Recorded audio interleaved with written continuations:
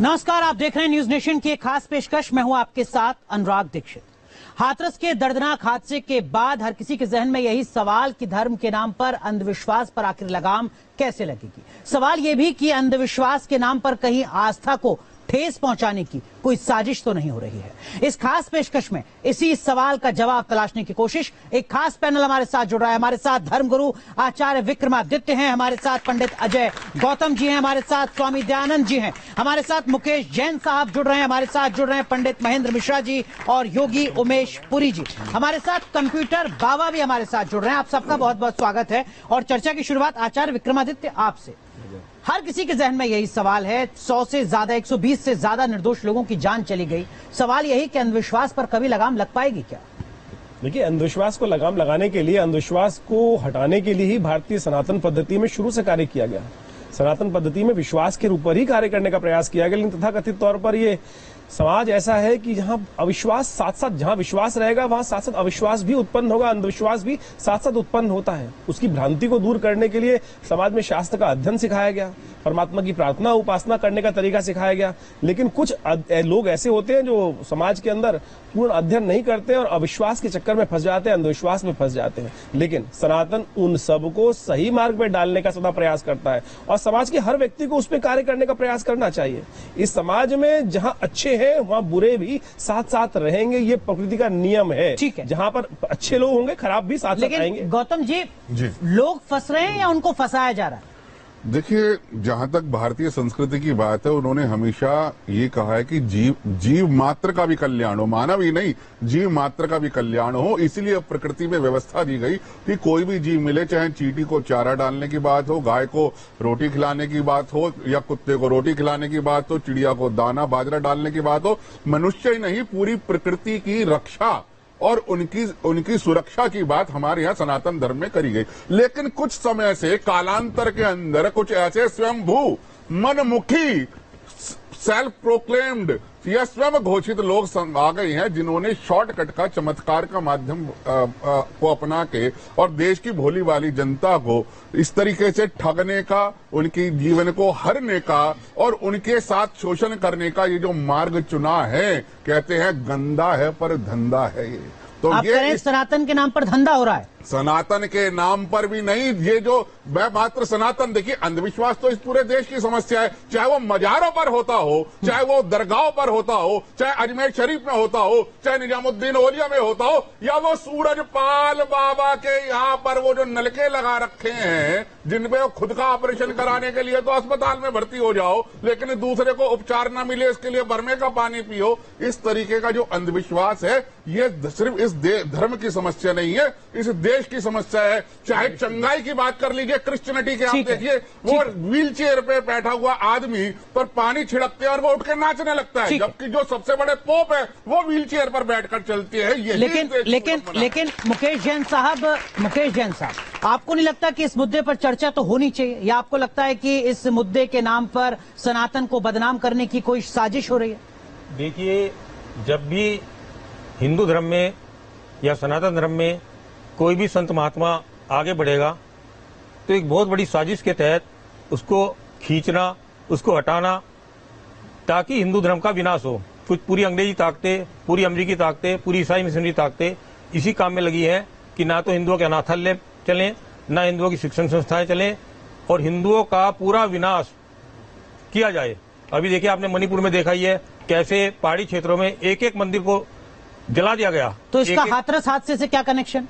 देखिए, हाथरस हादसे से यही कनेक्शन है कि हिंदू धर्म पर जैसे पूरा नागालैंड ईसाई बनाया गया, पूरा मिजोरम ईसाई बनाया गया, हिंदुओं के घर जलाकर, मंदिर जलाकर, ऐसे ही हाथरस वाले जो साकार नारायण हरि हैं, इनको भी बदनाम किया जा रहा है। एक भगदड़ हुई है, भगदड़ कहानी होती मक्का में 16 अक्टूबर 2016 में भगदड़ हुई, 2000 लोग मारे गए। मेरे पास पूरा रिकॉर्ड है मक्का का। कई बार भगदड़ हुई वहां पर, 8-10 बार, कोई कभी 1400 आदमी मारे जा रहे हैं, कभी 200 आदमी मारे जा रहे हैं, किंतु वहां कोई नहीं बोलेगा। वहां सारा मीडिया भी चुप रहेगा, पूरा देश चुप रहेगा, सारे हमारे हिंदू समाज के संत भी चुप रहेंगे, क्योंकि भगदड़ मक्का में हुई। किंतु एक भगदड़ कहां नहीं हुई, अभी वाराणसी में भगदड़ हुई थी, प्रयागराज कुंभ मेले में भगदड़ हुई थी, आपके आप करें सामान्य है, 100 से ज्यादा लोगों की जान चली गई, तो ये चलता रहता है। नहीं, ये नहीं मैं कह रहा हूँ चलता रहता है, परंतु भारत सरकार का आपदा प्रबंधन क्या कहता है। हम हवाई जहाज में सफर करते हैं, वहां कहते हैं कि कैसे आपको यदि कोई हादसा हो जाता है कैसे आपको जैकेट पहननी है। हमारे आपदा प्रबंधन क्या सोया हुआ है? ठीक है आचार्य विक्रमादित्य, क्या वाकई ये तर्क हो सकता है? नहीं, देखिए संत कोई भी हो सकता है, हमें संत से विरोध नहीं है, लेकिन संत होना और संत बनना दो अलग अलग बातें हैं। नहीं, जो जैन साहब कह रहे हैं वो कह रहे हैं कि 120 से ज्यादा लोगों की जान अगर हाथरस में जा रही है तो उसके पीछे कोई अंतर्राष्ट्रीय साजिश हो सकती है। बहुत दुखद है। बाबा को हम बाबा का विरोध नहीं कर रहे हैं, हम कह रहे हैं बाबा को वहां रुकना चाहिए था। उनको उठाकर अपनी गाड़ी में जाने के बजाय बाबा को तुरंत, अगर रास्ते में भी तो उनको पता चलता है, फोन सबके पास होंगे ना, पता चलता है, गाड़ी वापस लाकर उनको उठा के व्यवस्था करके, एम्बुलेंस नहीं है तो बाबा की अपनी गाड़ी तो थी, लोगों की अपनी गाड़ी तो थी, वहां पर सब भाग जाए, ये अच्छा नहीं था। तो आज ये व्यवस्था, ये तो साजिश नहीं हो सकती ना कोई, ये तो अंतर्राष्ट्रीय साजिश नहीं हो सकती ना जैन साहब, जो आचार्य विक्रमादित्य कह रहे हैं। ये कह रहे हैं कि बाबा को वहाँ सेवा करनी चाहिए थी आकर। क्यों नहीं करनी चाहिए भाई? बाबा भी संत है, बाबा करनी चाहिए, किंतु बाबाओं का जो हाल किया जा रहा है, हिंदू बाबाओं का जो हाल किया जा रहा है, नवनीत के समान होना चाहिए, देखिए ना, कोमल होना चाहिए। दूध का जला छाछ में फूट पीता है। जैन साहब, आसाराम बाबू को जेल में डाल दिया गया है। घट जाए, घर में पार्टी चल रही हो, आप भाग जाएंगे या सबसे पहले वहां पर उपस्थित लोगों को अस्पताल पहुंचाने की, चिकित्सा सुविधाओं देने की व्यवस्था करेंगे? कोई भी मानव सबसे पहले यही करेगा, और संत को तो सबसे पहले अपना सर्वस्व समर्पित करके ये कार्य जैन साहब बहुत संक्षेप चाहिए। जैन साहब देखिए, अभी पीछे भारत सरकार ने जो नया कानून बनाया उसमें उसने, भारत सरकार कहाँ आ गई भाई? ये तो आपका अपना दृष्टिकोण है ना। भारत सरकार कहाँ से लाएगी? मुझे बताइए, कोई रास्ते में एक्सीडेंट हो जाएगा तो भारत सरकार का इंतजार करोगे या कि गौतम साहब कुछ कहना चाहिए? उनको आचार्य गौतम। देखिए, जैन साहब बड़े वरिष्ठ हैं और हमारे बड़े सम्माननीय हैं। इन्होंने कहा आपदा प्रबंधन की बात जिम्मेदारी है, लेकिन पहले उसकी जिम्मेदारी है जो आपदा को लेकर आया जैन साहब, तभी तो आपदा प्रबंधन की बात होगी। आप जो जिसकी वजह से आपदा आई आप उसको कह रहे हो। अरे सीधी भाई मानव मूल्यों की बात है जैन साहब। इसमें कोई सनातन धर्म का विरोध नहीं है, किसी बाबा का विरोध नहीं है, उसके प्रवचन का विरोध नहीं है, लेकिन जो विक्रमादित्य जी ने कहा, आप अगर घर से बाहर और आपको पता चल जाए आपके घर में ये घटना घट गई तो आप आपदा प्रबंधन को कहोगे, खुद जाकर उनको बचाओगे? पहले ये तो बताइए ना, आपदा पर लाने वाले आप हो। एक बाबा स्वामी दयानंद, मैं जन साहब आऊंगा। स्वामी दयानंद, आप कुछ कहना चाह रहे हैं? और बुनियादी सवाल यही है कि अंधविश्वास पर लगाम लगेगी क्या कभी?